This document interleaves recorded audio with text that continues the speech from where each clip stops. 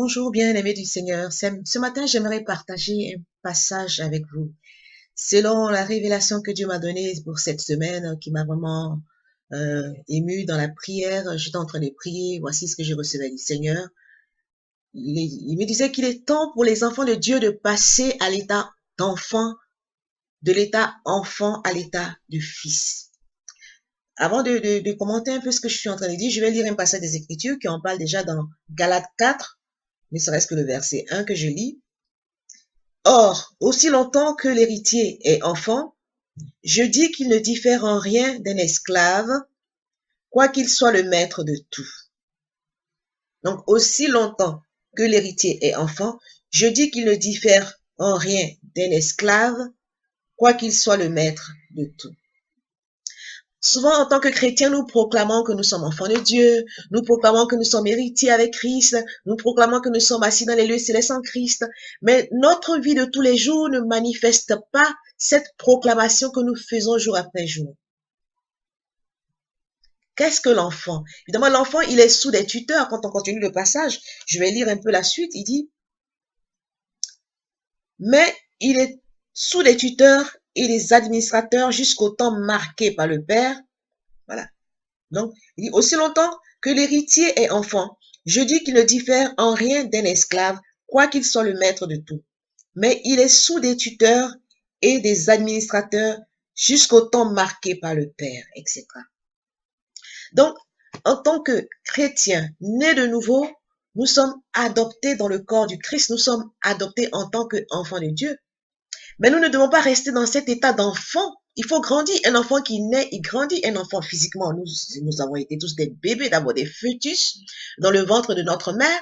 Nous sommes nés, nous avons grandi au fur et à mesure. Nous nous sommes assis un jour, nous avons marché, fait les 4 pattes. Ensuite, nous avons marché.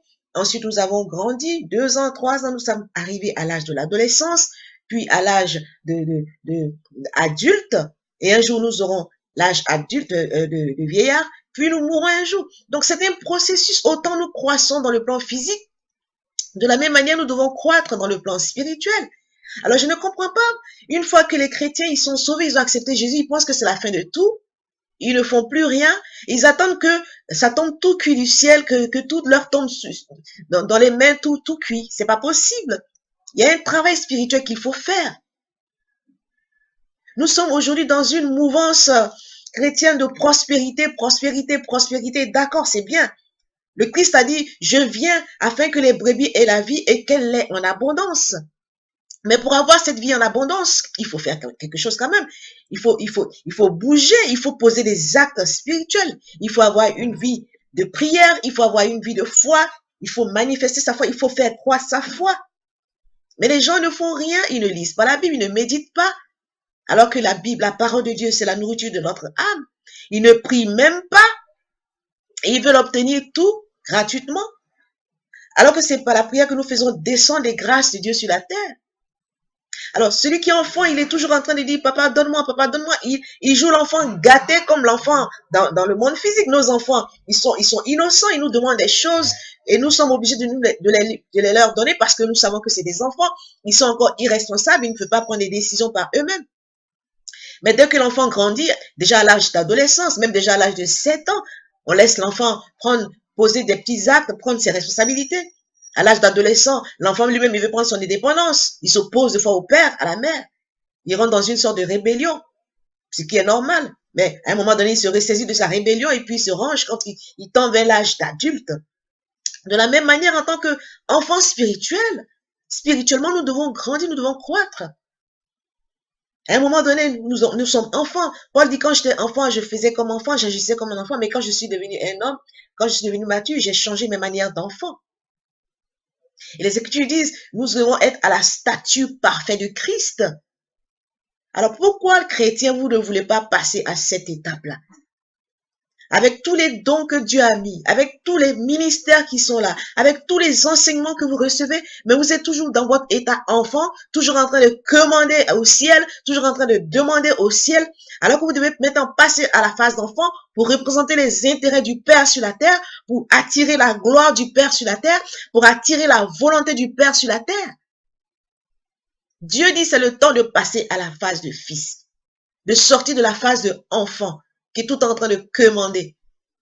Il dit, c'est le temps de passer à la phase de fils. Ceux qui sont en train de servir le Seigneur en ce moment, servantes et serviteurs de l'Éternel. Ainsi parle l'Éternel. Il est temps de passer à la phase de fils. Le fils, c'est celui qui connaît les besoins du Père. C'est celui qui est dans le cœur du Père. C'est celui qui cherche sans cesse la volonté du Père. C'est celui qui est dans le secret du Père. C'est celui qui connaît les décisions que prend le Père. C'est celui qui est à l'écoute de la voix du Père et qui cherche à faire descendre la gloire du Père dans le monde matériel. C'est ça le fils. Le fils, c'est celui qui ordonne et les choses arrivent. Et nous sommes dans cette saison. Regardez comment le monde souffre. Vous courez après le matériel. Le matériel, vous mourrez, vous laisserez le matériel sur la terre. Mais qu'est-ce qui va rester après cela? C'est ce que vous aurez sémé en vous, dans votre âme, dans votre esprit. C'est avec ça que vous allez partir. Alors, c'est ce qu'il faut rechercher avant tout. Pour ceux qui ne sont pas appelés au service à plein temps de l'Éternel, mais quant à ceux qui sont appelés au service, c'est bien d'enseigner les gens la prospérité. C'est bien d'enseigner les gens comment gagner des millions, comment avoir une belle maison, une belle voiture. C'est bien. Mais ce n'est pas une fin en soi. Il faut aller au-delà de cela. Et ceux des serviteurs qui sont encore dans la dimension d'enfant, si Dieu ne fait pas ça, moi je ne fais pas ci. Dieu t'envoie en mission. Dieu te donne une mission à accomplir et tu es encore dans ta chair et tu veux servir Dieu. C'est pas possible. La Bible dit, si je vis, ce n'est plus moi qui vis, c'est Christ qui vit en moi. Jésus-Christ a donné sa vie afin que par sa vie, nous vivions. Nous mourions à notre vie pour que nous vivions la vie de Christ. Alors, à partir du moment où tu es appelé de Dieu pour servir Dieu, tu dois rentrer dans cette dynamique d'enfant, de fils de Dieu. Jésus-Christ pouvait dire, ma nourriture, ma viande, dans d'autres traductions, ma nourriture, c'est de faire la volonté de mon Père qui est dans les cieux. Est-ce que c'est le genre de parole que nous professons aujourd'hui en tant que serviteurs et servants de Dieu? Il est temps de changer de vie. Il est temps de racheter le temps parce que les jours sont mauvais. Ainsi parle l'Éternel. Il est temps de devenir des fils, de sortir de la condition d'enfants gâtés. Et de chercher vraiment Dieu, de rechercher vraiment la volonté de Dieu pour faire la volonté de Dieu, pour faire descendre la gloire de Dieu sur la terre, pour faire descendre la puissance de Dieu sur la terre. Parce que nous sommes dans des saisons, il faut que la gloire de Dieu soit manifestée au milieu des nations.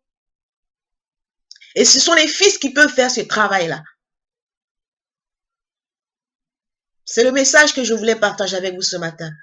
Chrétiens, il est temps de rentrer dans la dimension de la prière qui fait descendre les choses, qui font arriver les choses, qui font changer les situations sur la terre. Nous sommes dans cette saison-là.